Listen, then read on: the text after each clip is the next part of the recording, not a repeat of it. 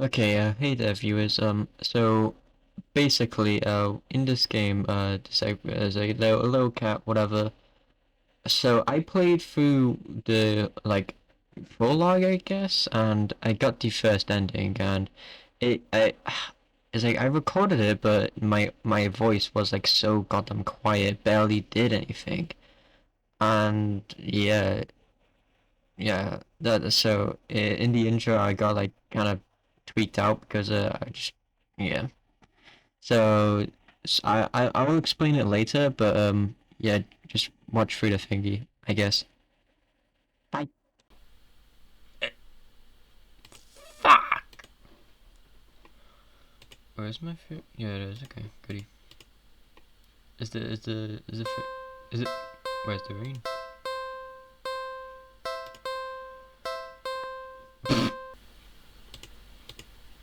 You're walking.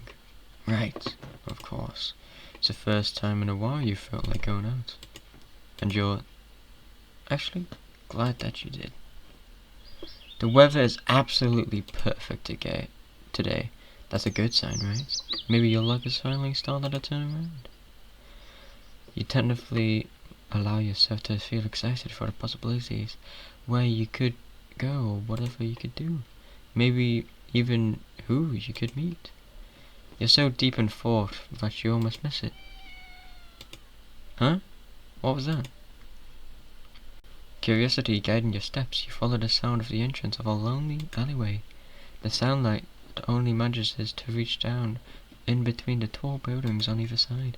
You timidly enter the alleyway and walk forward, the loose gravel and the scattered debris on the ground toughening your steps. Finally, you found the sound source comes into view in the warm, almost ethereal light of the alleyway. At the end of the alley, in a big cardboard box, is a cat. Huh. I guess it should have been obvious. It's an interesting looking cat.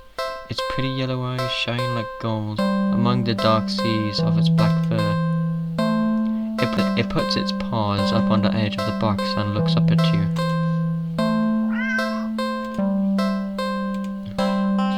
So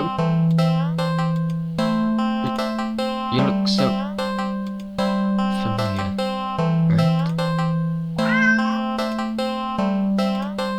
Then again, it is a cat. Not many different ways for a standard black cat to look after all. This one is sure a cutie though. Just look. It's not glaring at you or hissing at you for getting close like this. For like other stray cats have done in the past. It's just sitting there patiently, waiting for you to do something. Okay, so I'm gonna let editing me explain what happened. Okay, so yeah, basically what happened. So the first ending was like, let me try to think. The first ending is like, it was a rainy day. Uh, Rainy day, you find cat and I mean cat, you take cat home and cat comes with you. Cat, cat wanders around in your house. Cat, cat does cat things. Um, cat.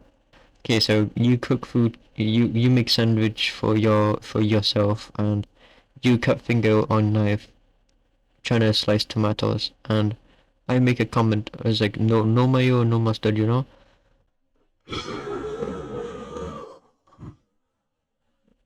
Um, yeah. So basically, cat licks knife with your blood on it.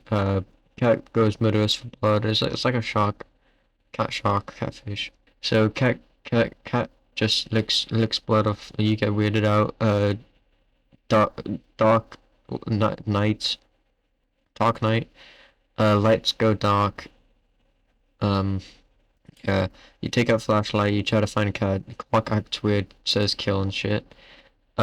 Just watch a different video, I guess. I don't know.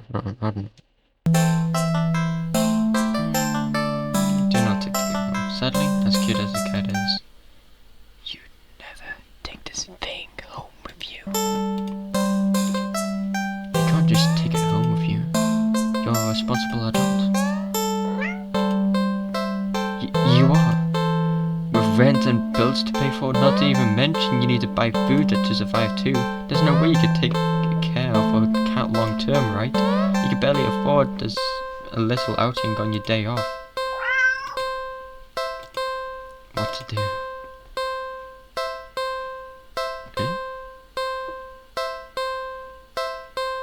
Oh, a lot of options. Feed the cat. The cat must be hungry, right? You can imagine it's had much to eat, even as attached to box. Even if it's so attached to the box, even though it doesn't exactly seem malnourished either. Surely it must have left the box to search for food then. For some odd reason, something in the back of your pocket, and something in the back of your mind tells you that that's not the case. But do not think on it any further. Well, either way, you can't exactly enjoy your day out knowing you left the cat hungry. Especially when you could have done something to help. So, what to do about the hungry kid? Check pockets. You dig into your pockets. You find a small piece of string left in your pocket. Not very helpful. The string is far too short, and an eager and excited cat will leap for it and could easily lead you to get bitten or scratched. In your right pocket is a bar of chocolate. You find a chocolate bar? Is that... No, it's not even expired. It's quite a find indeed. You're about to offer it to the cat, when suddenly you're hit with the guilt as you remember something gut-curdling. The chocolate is toxic to cats. Oh my gosh, You resist the urge to vomit as your near mistake. You feel so guilty you throw the chocolate bar away into the nearby trash bin. An almost cat killer doesn't deserve chocolate. You go back to the cat, barely able to stand its innocently oblivious expression. It doesn't even know that you almost... I'm sorry, I don't even know what to say. You're a horrible person. You know what? Stay right there, I'll be back. You leave the alley and return with a whole fish you bought from the nearby grocery shop. It was a bit pricey. It was the least you could do. Aw. But the cat eagerly accepts your offering, munching happily at the fish that after you placed it in the box. Aw. You want to smile at the sight, but you feel so awful. Sorry again. The cat seemingly pays you no mind and slips back out of the alley. Not feeling like you deserve a peaceful day out, you just decide to head back home.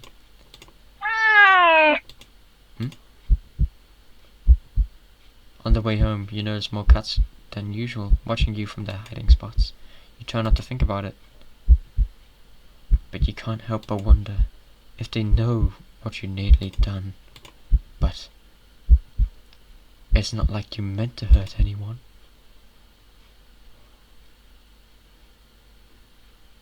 Right. This is giving me like Doki Doki Literature Club vibes. You finally reach the apartment building. You're about to unlock the door when...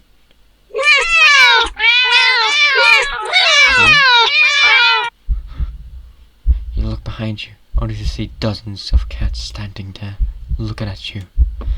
Did they see you feeding the cat in the alley and thought that you had more food for all of them? I'm sorry, I don't have food for you. None of them move an inch. You're starting to feel unnerved when finally a single cat pushes its way at the front and...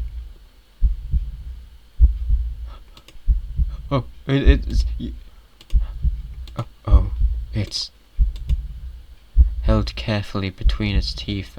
It's the chocolate bar you've thrown away earlier. It places its chocolate bar down in front of it before looking back up you. All the cats stare happy at you.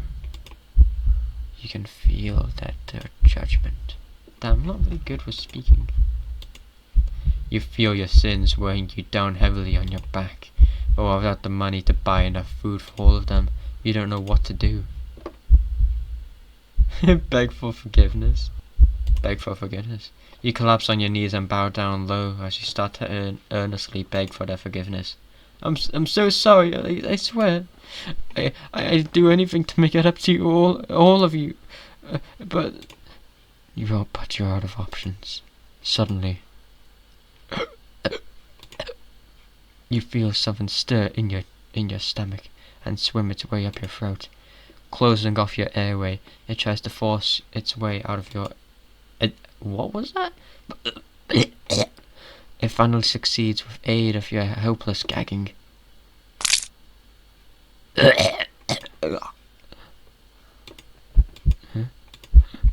What the... lying on the ground in front of you? Fish. It's a flopping fish. You just threw up a living fish. What the hell? The cats come rushing forward, all tearing hungrily at the fish. You're happy to finally be of help, truly, but how? You threw up another fish. And another. And another. And your stomach hurts. You're getting dizzy. You fall to your knees. I was already on my knees. Tears and snot streaming down your face by the time you cough up your final tiny bloody fish that clubs forward. Your throat and stomach both burn in a way that feels dangerous. You start to fade out. Despite the pain, you strangely feel more overwhelming sense of hopeful pride that you've made up you for your disgusting actions, that you've been forgiven.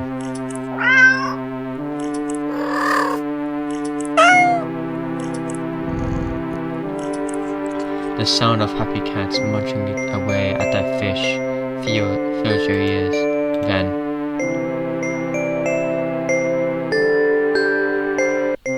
you feel something being nudged into your hand. It feels like it's the bar chocolate you found in your chocolate. It's the bar chocolate you found in your pocket. You smile weakly. You've successfully atoned, but you don't really have the strength to eat your reward. Sadly, the last taste in your mouth as you leave this mortal coil doesn't get to be that of chocolate, but raw fish. Ending 2024? Fishing for pardon. Okay, and now I'm interested. What if I just go back inside? You decide to cut your losses and head inside. Your sins weigh you down on you, but you're only human. What more can you do? Jeez. You try to ignore the yowling of the neighborhood cats as you go around about your chores. You consider preparing dinner, but how can you enjoy knowing knowing how hungry these people how the ones you've wronged.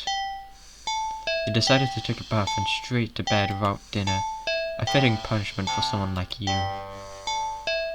You forego a fancy bath bubbles because you don't deserve them and sink into the water with a sigh. Your mind races, but you can't really think of any immediate solution that doesn't require more money. You wish there was something, anything, you could do to make things right. Suddenly, your legs start to feel really itchy. You lift one to see what's going on, but what rises out of the water isn't a pair of legs.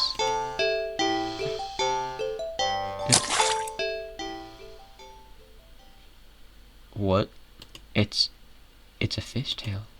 You start to feel dizzy at the sight. Maybe you're hallucinating from the stress. You try to climb out the tub to cool your head, but instead of raising your hand to brace itself,